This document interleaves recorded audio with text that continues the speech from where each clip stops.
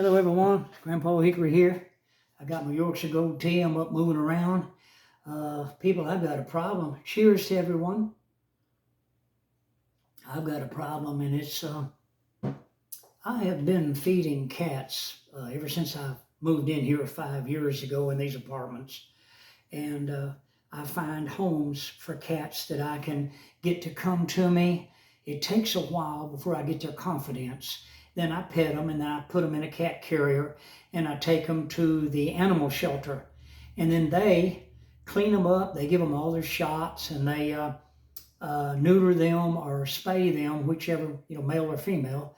And then they groom them and clean them, and then they put them up on Facebook, and they have show and tell, I guess you call it, where people come in on certain days. They spend all day long and they entertain people coming in, and they give them a tour of the facilities, and they get to meet all the cats that are there. And all the little kitties are all dressed up, with little ribbons and things on them. And some of them even got little hats on their head. I didn't know you could get a cat hat, but their ears stick through the hat. It's the cutest thing you ever seen. But what they do is they do this, and they are able to adopt a pet, I think it's called, or something like that.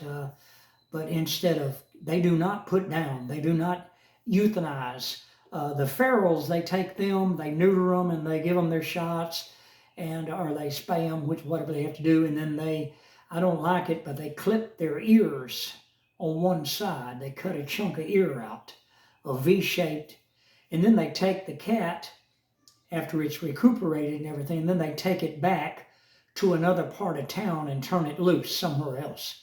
And see, that's not good, but it's just continuing the cat problem. But I'm gonna tell you what, yesterday evening, my next door neighbor was walking up and down in front of my door right by these windows right here by my recliner, which is what I sleep in. And I was very sick at my stomach. I'd ate some ice cream, and I'm extremely lactose intolerant. I don't know about you, but friends, I get so bad sick, I'm going to have to stop it. I really am. I'm going to have to give up cheese. And listen, this is the boy that loves burritos. This is a man that loves burritos with lots of cheese and onions, salsa verde. But every time I eat it, I get deathly sick. I take digestive enzymes, then I follow it with an ox bile, and it helps me, but until then, I'm sicker than a mule dog.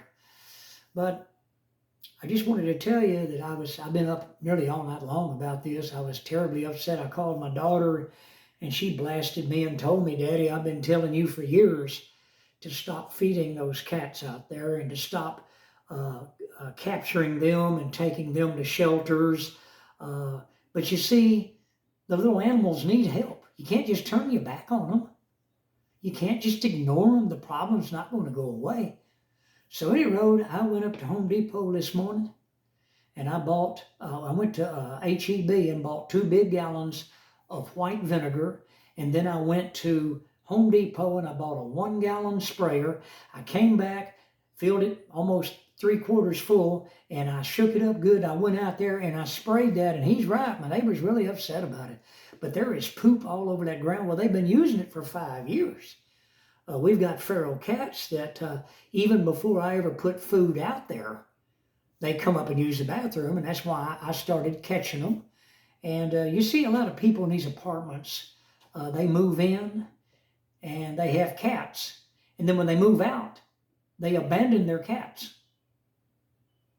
Well, I care for them. So I go out there, I care for the cats, and I try to find homes for them or try to get them adopted. I do the best I can. But anyway, pray for me, because my neighbor's really upset about this. He's going to maintenance manager tomorrow. So I'm going to borrow a shovel from a neighbor. He's asleep right now. But I'm going to get out there. I went out there spraying it with that white vinegar, and it works. And also, white vinegar is a cat repellent. It repels cats. So they won't be using that anymore. And I'm glad of that, because I wish I'd known about this years ago, but you can Google it and you can find out all that information. That's what I did. And people, it works. The smell over there is so bad. Oh, listen, it's putrid, but not now. After I sprayed it real good, you can't even smell it.